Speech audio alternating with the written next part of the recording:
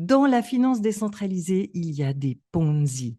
Faites gaffe. Ce qu'on appelle le real yield, les intérêts qu'on reçoit réellement quand on a déposé de la liquidité, c'est souvent de la poudre aux yeux qui n'est pas tenable dans le temps. Mais pas toujours, il faut savoir repérer les bons projets. Par exemple, prenons AAV, qui est un projet en qui j'ai grande confiance. On fait des prêts et des emprunts. Certaines personnes vont déposer du collatéral, donc déposer des fonds pour obtenir des intérêts en échange, et certaines personnes vont venir emprunter ces fonds pour faire d'autres opérations et payer des intérêts en échange. On n'a plus besoin de la participation d'un intermédiaire comme une banque pour créer la confiance, puisque les emprunteurs déposent un collatéral. Par exemple, ils vont déposer du Bitcoin et emprunter des stablecoins en échange pour faire fructifier ces stablecoins dans la finance décentralisée. Alors, pourquoi est-ce que AAV n'est pas un Ponzi? Eh bien, c'est tout simplement parce que ce sont les bénéfices qui sont engrangés par le protocole lui-même qui prend les frais de transaction. Ce sont ces bénéfices-là qui sont reversés aux apporteurs de liquidités et non pas des tokens qui seraient issus d'une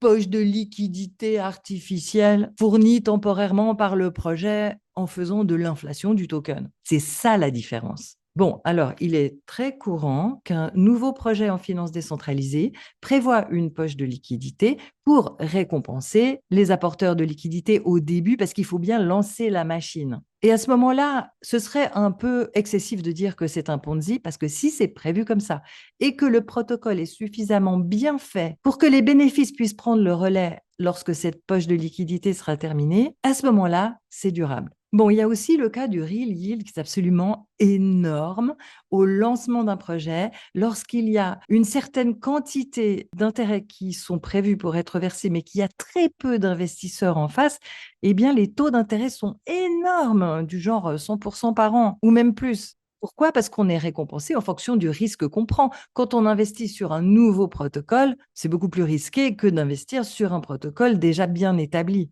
Et petit à petit, les investisseurs vont arriver et les taux d'intérêt vont baisser et se normaliser. Donc, quand vous voyez des taux d'intérêt énormes, il faut soigneusement étudier le projet pour voir s'il est bien sécurisé et si ça vaut la peine de mettre son capital à risque pour recevoir des intérêts. Donc, en résumé, certains sont des Ponzi parce qu'ils distribuent beaucoup plus que ce qu'ils peuvent se permettre et d'autres ne sont pas des Ponzi parce que la circulation des fonds est saine et durable.